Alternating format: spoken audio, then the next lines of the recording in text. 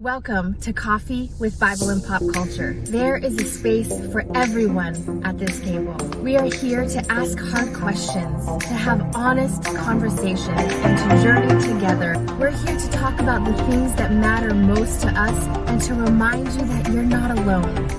Our heart behind this time is to ask hard questions and to really dialogue about what we're going through. Let's engage, explore, and enjoy.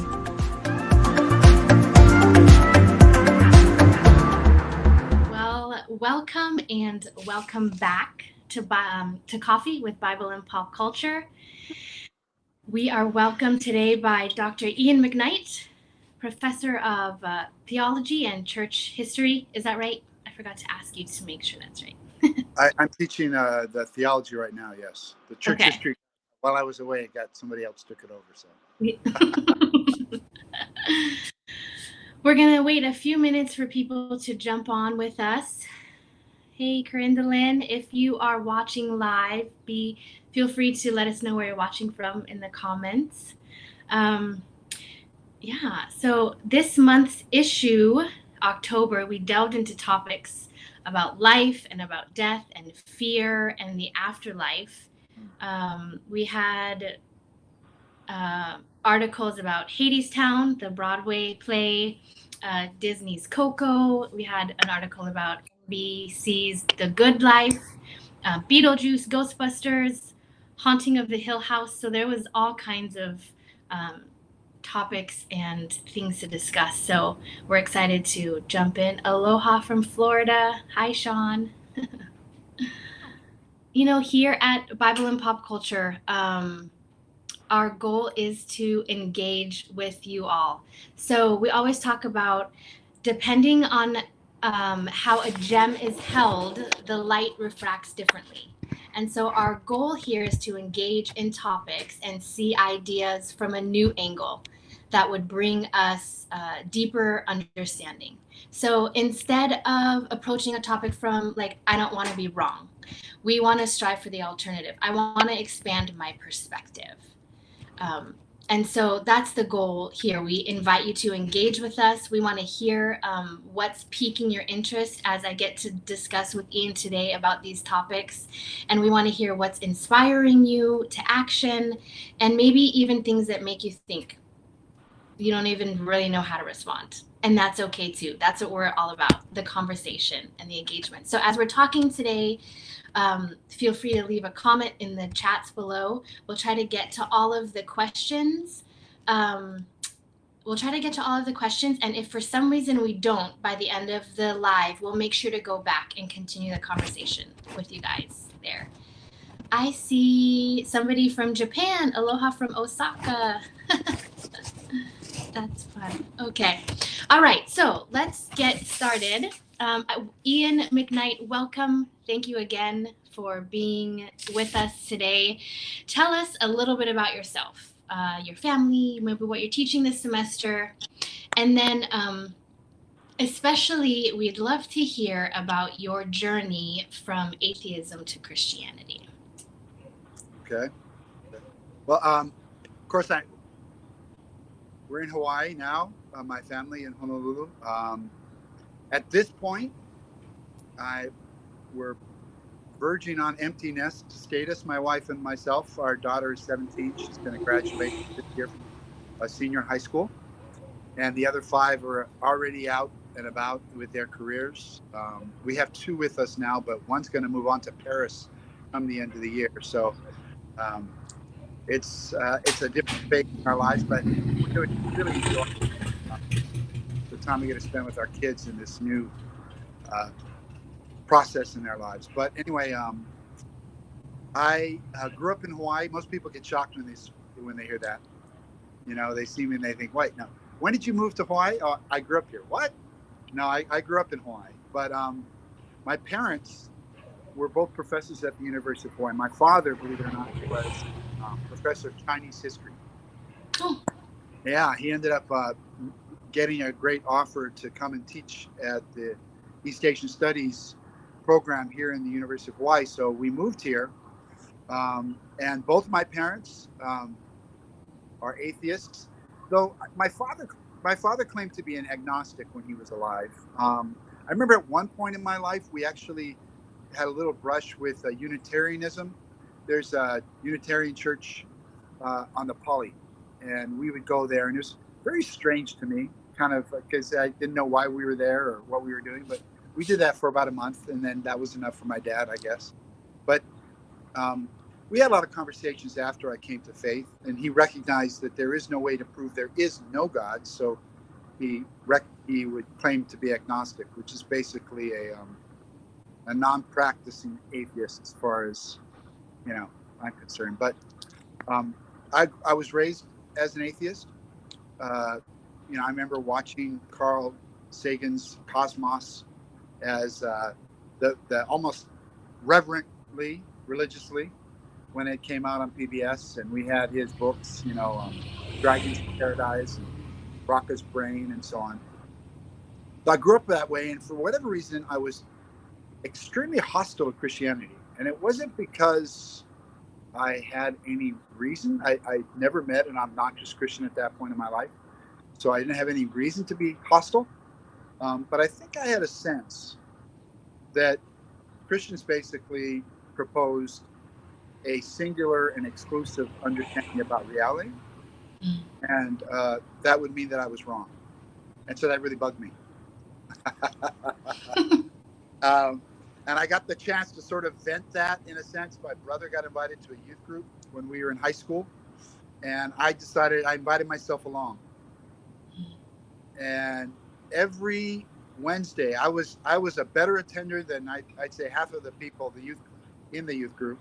Every Wednesday, I would go, and I would argue with the youth pastor.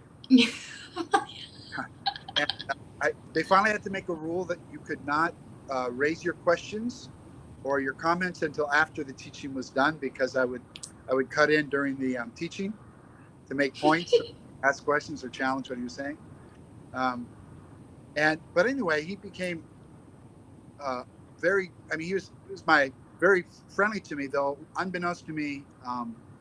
He would pray he told me this afterwards. He would pray every Wednesday, Lord, does Ian have to come tonight?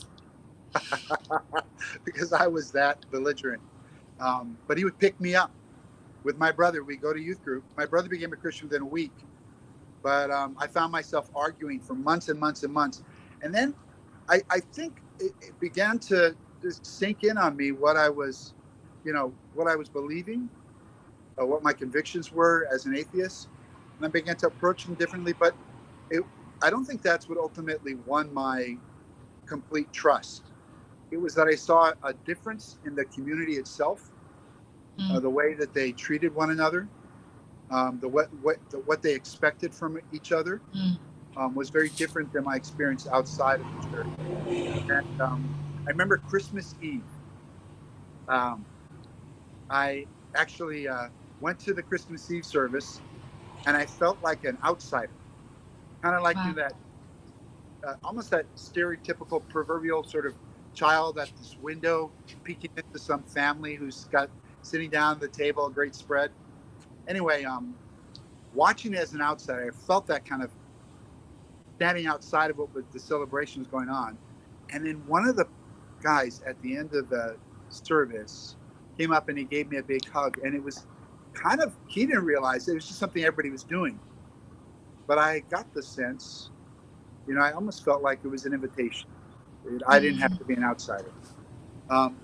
Went home, woke up the next day, and I felt so appreciative of the youth pastor for all he put up with that actually I drove down to his house. It was he lived in town, and so I was driving from Waikiki, and I still remember. I mean, I remember this setting. I can picture it.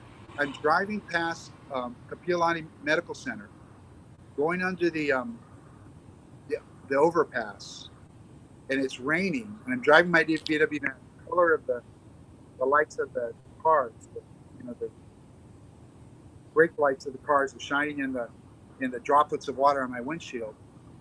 And I felt this overwhelming conviction of what Christmas was about. And I believed. And I said at that moment, Lord, I believe in you.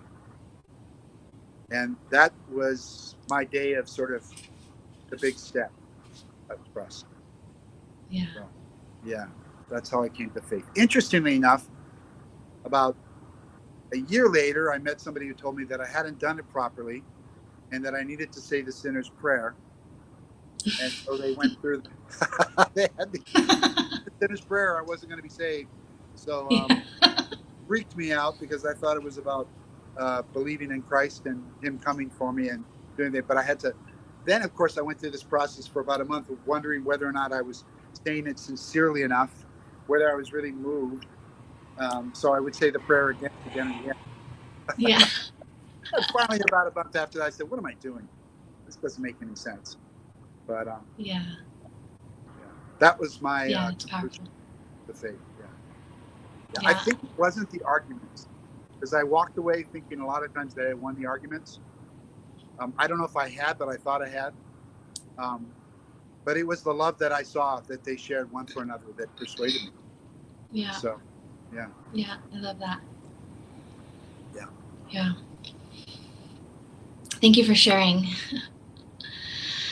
So we had a few questions come in as we were talking about, what we would talk about for this month's live, and we had questions about, the Catholic view of purgatory. We had questions about the Jewish perspectives, and maybe what Jesus's understanding of the concept of Abraham's bosom, might have been in the afterlife, and so we're going to kind of do an all-encompassing chat today and see if we can kind of address the questions that came in. So what we're asking is, how have the Judeo-Christian traditions regarding the afterlife shaped church tradition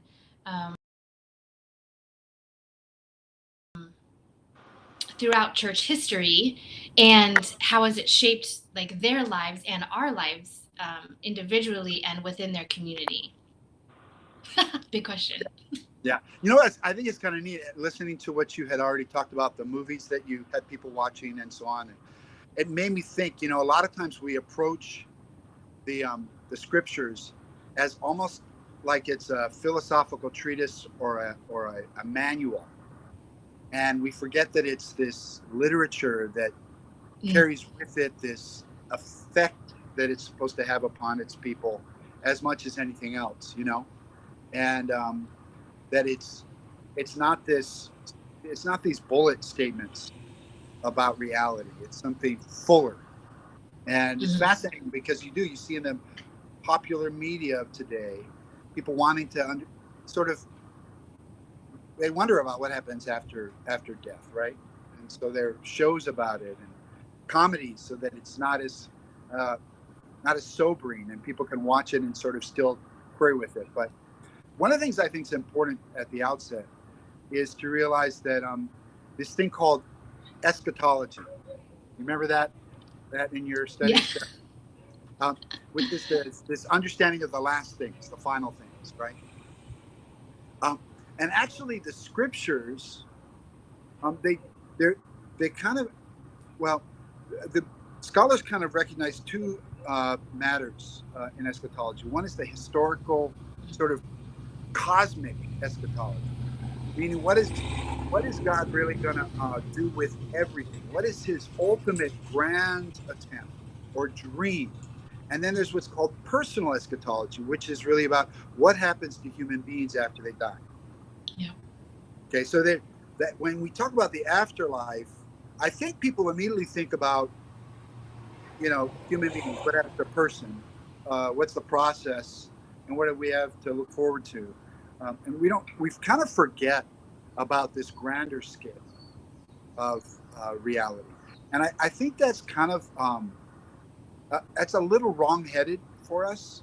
And what I mean by that is it seems to get our attention more than anything else because it's specifically about us, um, and that tends to be our approach a lot of times in life. Is we think about, well, what about me? And that can actually kind of shrink our understanding about life and reality, and then even our own lives as a result. Because when we make the story about me rather than the bigger story, um, we limit the power and effect of God and Mm, what we're being drawn into. The story of the scripture is ultimately about God. He's the main character. And we are major characters, but we're not the main character. And when we make ourselves, elevate ourselves to the main character, approach even this discussion about the afterlife in regards to ourselves, we actually detach ourselves from the bigger story, his story, mm, and our mm, experience is less. We're supposed to experience the glory of God and what he's doing. We're not supposed to contain it. And mm, sometimes when we actually do that, we actually are making it about us. We're containing it, and it shrivels or it shrinks what actually is going on. The large story that we're actually being drawn into, invited to join with God and what he's doing. And so we're going to talk about, I think, primarily personal eschatology, but there is this grander backdrop, a grander story that it really is supposed to be um, part of an element of, but not the whole by any mm. means. It's not the full story. So one thing I would encourage people to realize, to really, when we think of the afterlife, to not simply focus specifically then, well, what happens to people, you know, what happens after we die, but look at the grander story of what God's leading his creation to. What is his dream? What is he trying to ultimately have realized? Why did he do it in the first place, and what is he bringing us Yeah. to? Yeah. So with that, I'd say that then it kind of explains somewhat why in the Old Testament there really isn't much talk about human um, what happens to us after we die. The Old Yeah. Testament scriptures don't initially really pay much attention to that stuff. They talk about Sheol, and which is sort of a generalized term for life or death. What happens after you die, but they don't really develop it. And this is kind of interesting because they're surrounded by cultures, Mesopotamian culture in the Middle East. They got other nations like the Egyptians who are really focused on that. They're really zero in on this stuff. They have a lot of stories about it.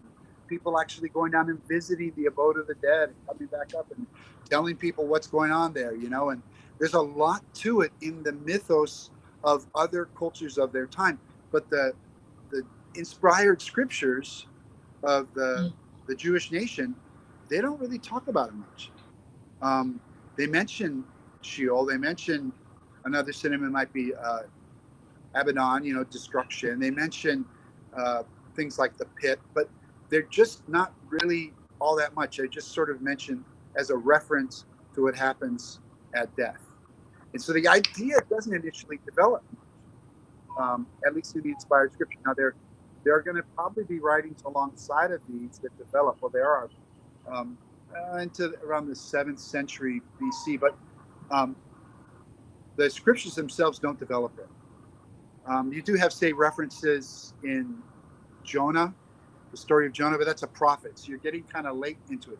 Or you have a discussion about in Daniel about certain things, but even those are kind of late. And there's a far less than what we actually see developed in our understanding. So in terms of the Jewish thought and the Jewish scriptures, there isn't much that develops initially.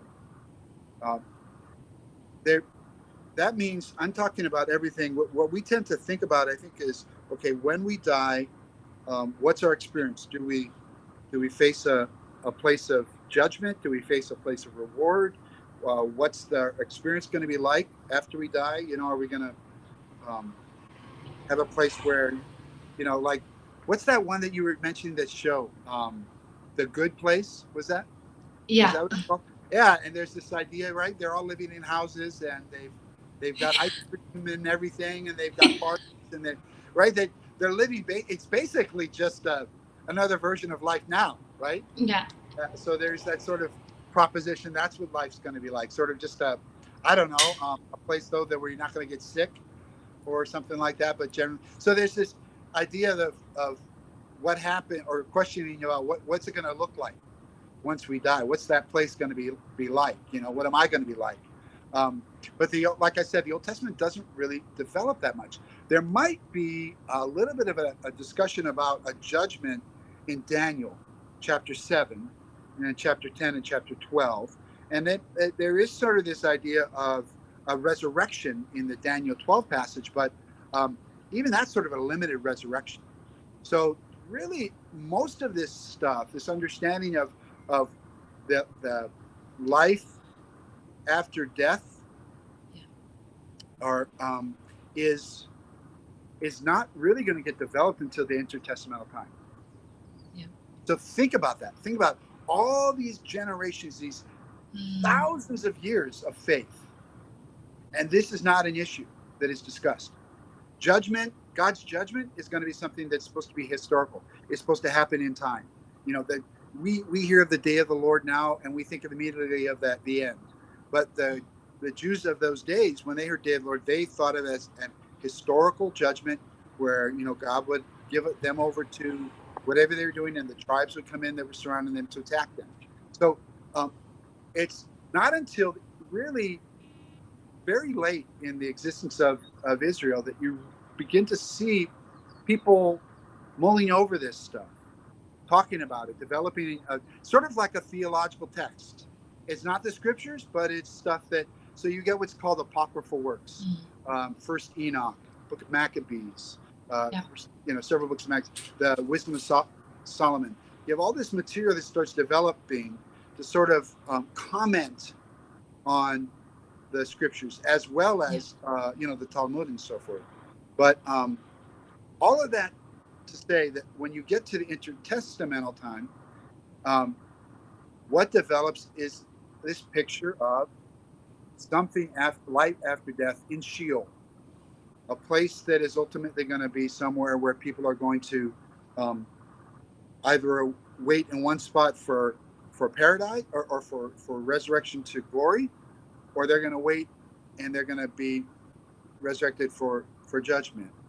That's even a process in the intertestamental materials, but eventually that's sort of what they developed, this understanding. So in the apocalypse of Elijah, you've got this these hanging punishments. People who are actually going to be sort of, by their body part that they sin, they were going to be hung, waiting for, you know, that as part of their punishment in their as part of their judgment for their sin. So they start to develop this imagery of life and after death, and they start to develop this idea of it, sort of an intermediate time between the resurrection, but after death, and it's only accepted by a portion of the Jewish scholars. Do you remember which scholars disagreed with it? I No, the Sadducees. No. The Sadducees, right? So you have guys who Yeah. were Yeah. the ruling guys of the rulers of the Jews, who were responsible for the temple worship. Were a very conservative group, and they did not believe in a resurrection. They didn't believe. They believed that once you died, that was it. And you remember that Yeah. confrontation that Jesus has with them, where he says in Luke 20 that God is not a God of the dead, but he's a God of the living. He's confronting the Sadducees on their belief that there is no life after death, right? So Yeah. Jesus is identifying with the other stream of Jewish thought, which is an understanding that it's going to be a life after death. Yeah. And he argues for them what the Pharisees have, argued for. And that becomes the model that we see then develop further when we get into the New Testament. We get then words like Hades, Tartarus. We get Gehenna. Gehenna tends to be the place that we would equate with hell. And places, if they're not precise, the writers, they jump different places. You can't really time down too much, but Gehenna tends to be that place, and it's a reference to a valley that's right outside of the walls of Jerusalem, where they used to do baby sacrifices. Jeremiah references it, and there were fires that would burn. People would burn their trash there, And so it's a very clear and distinctive picture for people of that day, to picture this place where there'd be fire burning continuously. And it was a place that you didn't want to really hang out because it was so unpleasant. I'm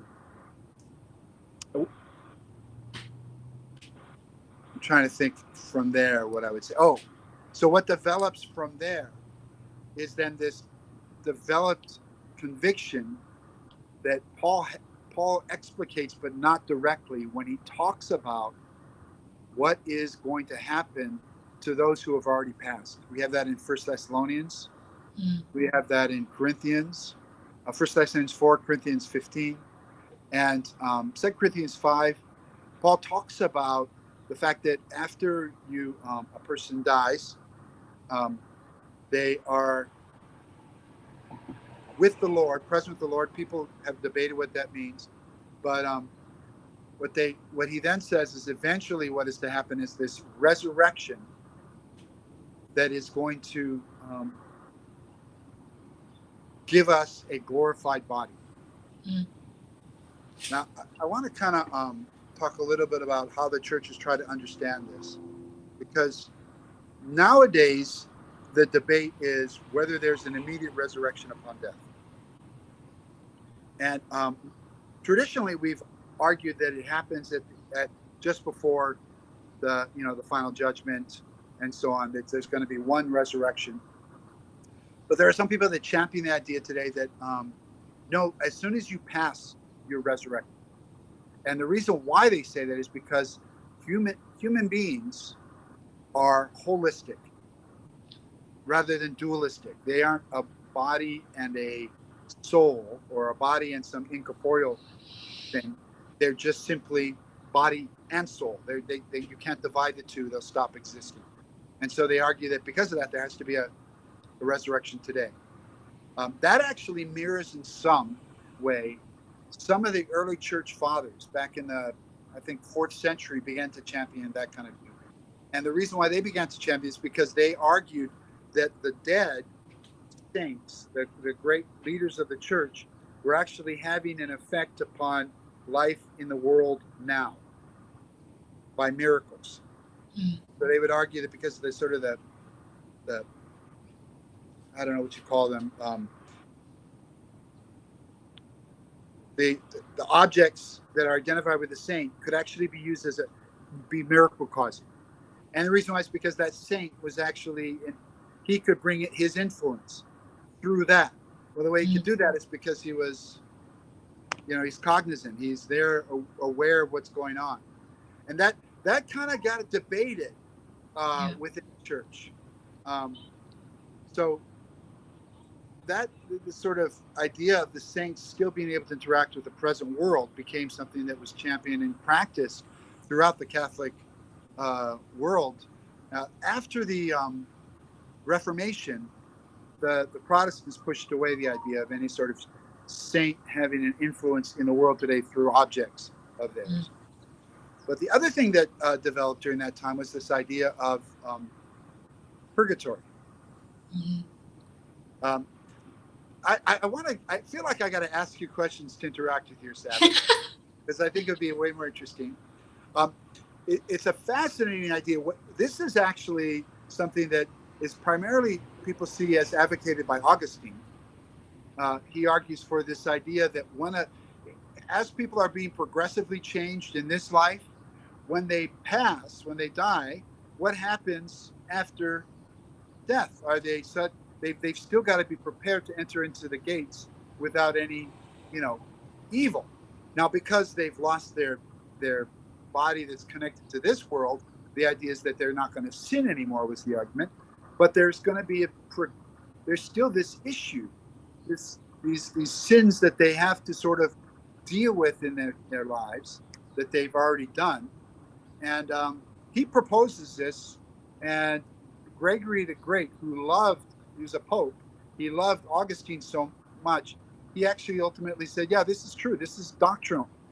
Now, he doesn't really make it official. I don't think it becomes official to the 14th or 15th century, but it becomes the practice of the church, saying prayers for the dead, recognizing these people are in this process of transformation, in that when they're in this intermediate state, they've got to be prepared, working on their issues so that when they finally get through, and it is sort of a process of suffering, because the idea is that just as you would suffer in the present life, you would do penance of Yeah. some kind, you need to do penance then. So there was this idea that you need to go through this process. So, uh, what do you think about that? What are your thoughts about It's that? interesting. Um, it's interesting because, as a mom, right? And I have 4 kids. And so to think about our conversations about what happens after death, and actually, even like just this week, I lost a really dear friend to her battle for cancer, a friend from Canada. So just really thinking about it, and I was, talking to my kids and, telling them about why I feel sad and, but why it's better for her, and so just to think about, and then also to think about, like, when we say the Lord's Prayer with my kids, and what it means to, your kingdom come, your will be done on earth as it is in heaven. So what does it mean that if we can experience parts of heaven now, and then what does it mean for us after death? It's like it's honestly, it's something that I try not to think about too much, because I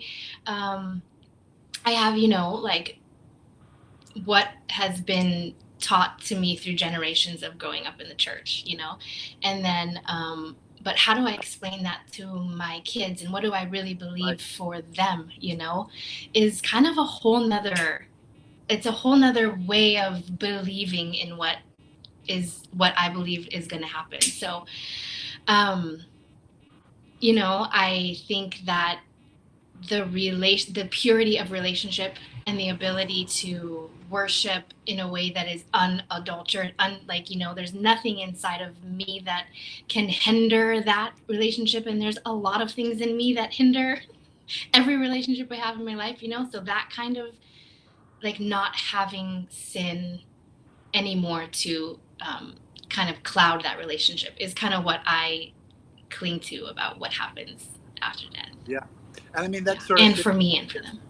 being in the presence of the Lord, right? To be absent of the body's presence, sort of kind of picture this as like you said, an unadulterated relating, right? Yeah. It's just really interesting because what actually happens to us is not really made all that clear. The Yeah. idea of not having a body, which is what we see through, which is what we hear with, which is what we taste with and touch with, how is it that we even then can encounter or experience, right? What is it that actually is, we're saying, still exists and is engaging with God at any level? And at the same time, uh, are we still in some way allowed to be in process with the Lord, or are we suddenly brought directly into a place of, you know, perfection, right? And like you said, the church tradition we generally understand is we're in the presence of the Lord. All that stuff has been left behind. There is nothing that we need to work through still, and we can see good reason for that. But I think in some ways, uh, well, I don't necessarily think there's things like saying mass for or doing Mm. some kind of religious activity here bringing merit to someone who's dead. You could see why the Augustine would say maybe we're still in process even after we pass. You know, I mean, how much we. But the strange thing is we know that when Jesus returns in the Perusia, we will know him as we are known, and Mm. that doesn't mean omniscience. We're not going to have his omniscience. Uh, it means more, like you said, an unadulterated love. But does that mean that we're still possibly going to grow? Mm. Maybe not in uh, dealing with sin, because that'll be no more. But does that mean we will grow in our understanding of things? that our capacity of love might grow throughout, eternity. Like somebody used it like the idea of a cup, and every cup is going to be full. Some cups will be bigger cups than others. But does that mean that throughout our eternal existence, we'll just be growing into bigger cups? That I that's the thing that I think is fascinating to me, is this understanding of progressive growth in God. Mm. Doesn't end as soon as we pass. Suddenly we are warped to this place of absolute perfection where we no longer grow. Mm. And I I think that might be part of the spirit. I mean, Augustine was still kind of fixated on the idea of holiness in a way that uh, maybe was or perfection that maybe didn't quite fit. But um, I think still there is this idea of progression. We could say is a possibility for us after death. Could I uh, 5,000 years from now be closer to the Lord in some ways than I am now, even though 1,000 years from now I will be uninhibited from. There will be no sin, Yeah. right? So yeah, you think about it with life and death. Um, that life itself, there's that intermediate stage where we don't really have it very clear. We hear this idea of being present with the Lord, but um, we don't have any fuller explanation than that. And then you get into the life, as N.T. Wright calls it, the life after death, right? Where Mm. you actually have a glorified body. Um, yeah. There's a comment in the comments that someone mentioned. I wanted to jump to it before Sure. we keep going. So, Sean mentioned if we have to pay penance for our sins after we die in purgatory, he said, I believe it invalidates what Christ did for us on the cross. Yeah, yeah. I don't think that Augustine and the Catholics are arguing for paying for it. I think Augustine is not seeing it as a redemptive, um, in terms of whether a person has now a favorite of God. It's actually more of the idea of a growth of the person, Mm. a movement towards. So they see this as the relationship has been restored by Mm. the work of Christ.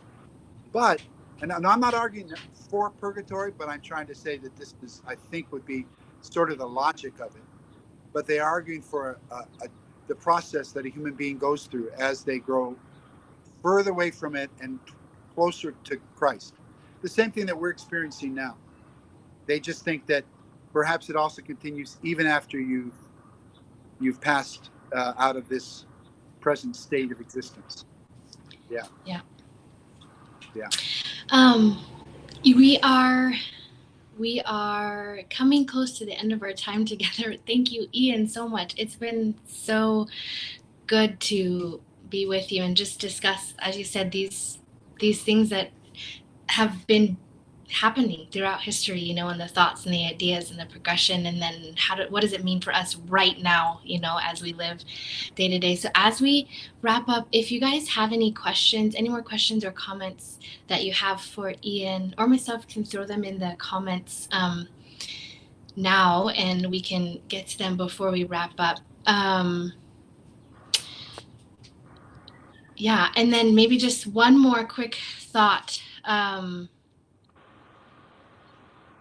So the idea of, like, we talked a little bit about what might be the most shocking thing that we find when we look into all of these, beliefs about the afterlife. What is something that we might not tend to think about all the time? If there's something that comes to mind for you in that. And we have just like a few minutes left, so I know it's kind of a big question, but Yeah, yeah. Um, well, I know that one of the things that's interesting to me is that James chapter 3, there's that reference to the tongue. being set on fire by hell. And Mm. what scholars actually argue that means is not so much that actually the idea that Satan uh, runs things from hell uh, only started to develop after about the second century, or in the second century of the church. Prior to that, there was this understanding of either him being bound in the abyss, Mm. or this understanding that he was in this sort of middle heaven existence, the principality of the air sort of existence in which he's sort of running things. It only was later that it began to be connected with that was where he had his abode, was in hell itself.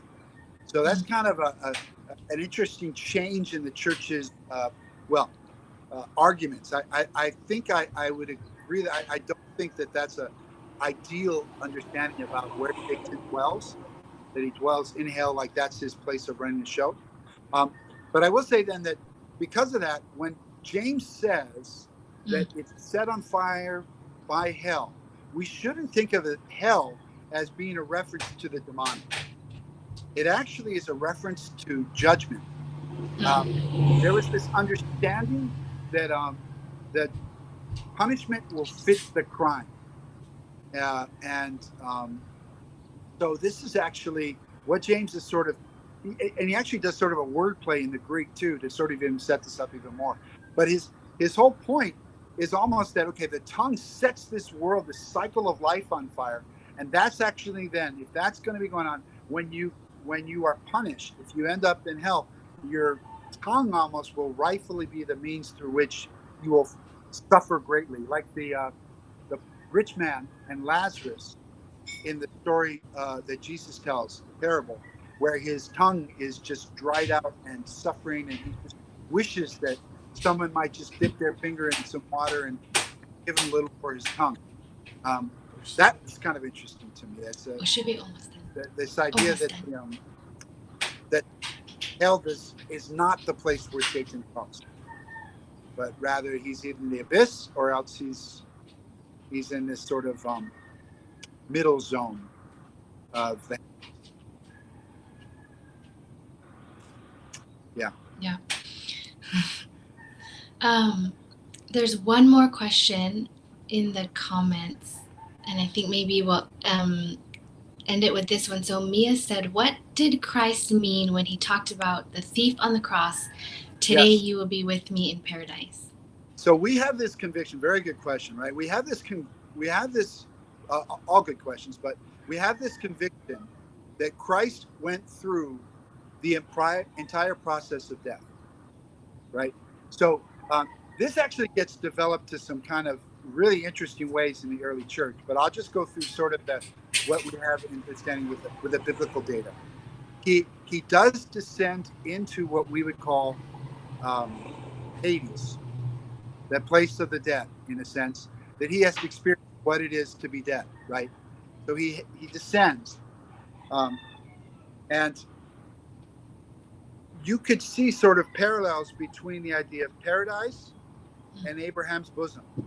This idea of a place where the righteous will dwell until the Mm. resurrection. Mm. So he descends there, and then he rises on the third day. Mm. Interesting enough, that's the same amount of time that Jonah and the whale, and people recognize that actually has a lot of parallels in extant literature, which talks about this idea of it takes time to get out of the underworld. So yeah, Jesus rises from the dead in 3 days. So Yeah. that's actually what he's saying to he's actually telling the thief, today we will be in this sort of state of waiting for the final resurrection, but it's going to be in the place of well, by then, in the understanding of the Jewish world, that was a place where it would be favored. There would not be. It would be a pleasant place. You're waiting until you finally receive your glorified body. My question is, how does that fit with the idea of being in the presence of the Lord? Can you say it again? My question is, how does that fit with being in the presence of the Lord? So if we're in, because we are not going to be resurrected when we pass, right? Yeah. I think there's enough biblical support for only a future resurrection of both Yeah. the righteous and the unrighteous. Um, and so, what does it mean? Does it mean that there's actually a place? Uh, did when Christ died, what did he go to the presence of the Lord and then Mm. resurrect? Right? Because that was Yeah. hope. It's a good question. Or was the presence of the Lord only something that was made accessible after his raising? I tend to see it as, well, I have my, what do you think, Sabbath? Yeah. Which one is, what do you think is Um, the way that you would put that together? I think for me, to be honest, it goes back to that relational aspect, you know. So how have I, just like uh, I experience him daily now, you Uh-huh. know, and then to be even more connected in a way that like I don't think I can really comprehend it. I don't think I really have words for like what that will be or what that is, like I'm honestly like just still in awe of the ability to be in a place with the Lord even now. So to think about what is that place going to be later, it just feel like a like a wondrous, I don't even know if that is the way I could describe it, Yeah. like Yeah. something that I don't think my human brain is capable of conceiving what that really Right. is, Right. you know. I don't Yeah. think. It's interesting because there is this conviction that when Paul talks about actually seeing paradise when he goes up into the heavens. Mm, And mm, the shield doesn't necessarily, or your shield can be in the depths up the lower parts of the earth. But Hades, while it generally is identified as being in the lower parts, there are pictures of the where people wait in this intermediate state as being in sort of in the heavenlies, even the ones who are going to be um, suffering uh, yeah. and be condemned to Gehenna. So, yeah, I think you're right. Paul certainly says to be absent from the body is to be present, Lord. And he also says, right in Philippians, he's hard pressed. He he wants to stay and to help people, but at the same time, he would prefer much more to be with Christ. That still, though, you have to think about this. That still is not going to be the highest point, Mm, right? Because Paul actually says the highest point will be mm, someday when mm-hmm. we are given that glorified body.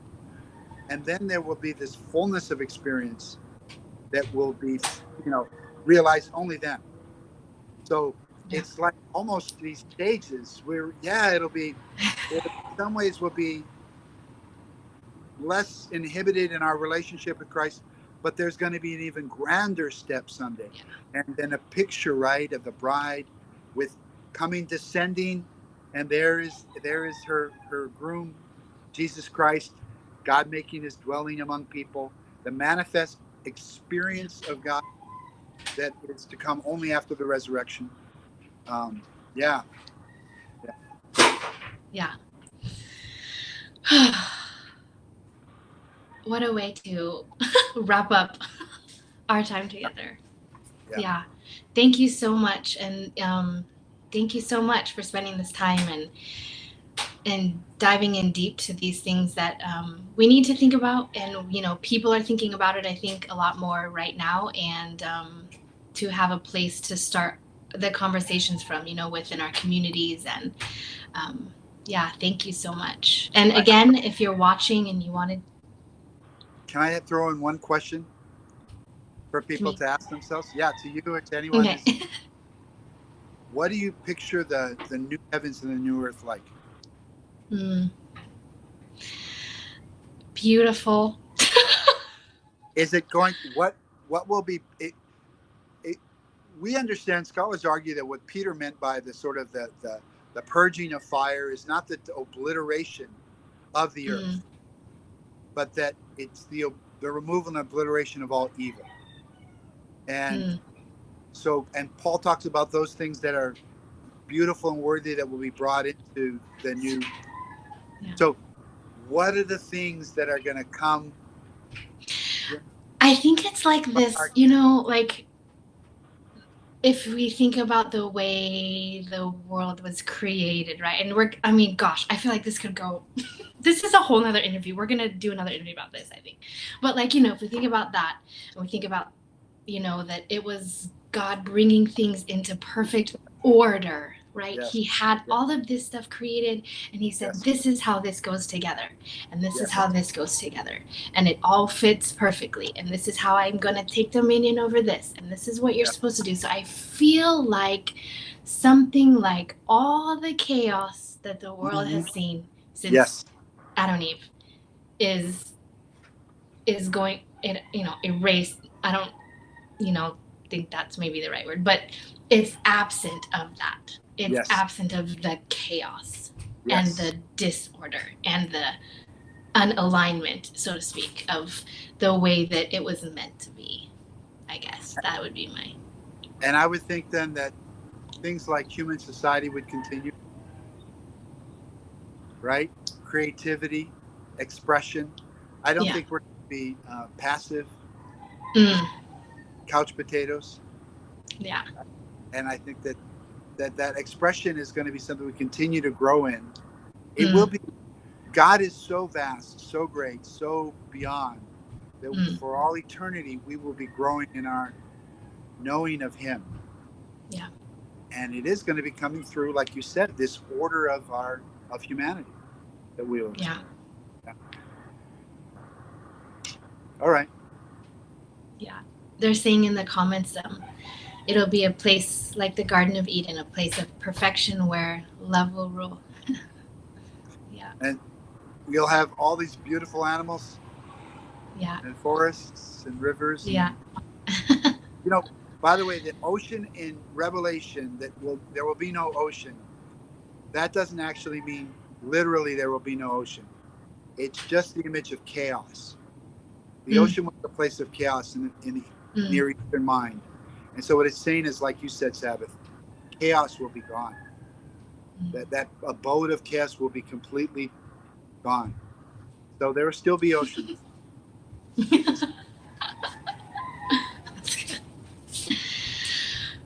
Well, thank you again so much.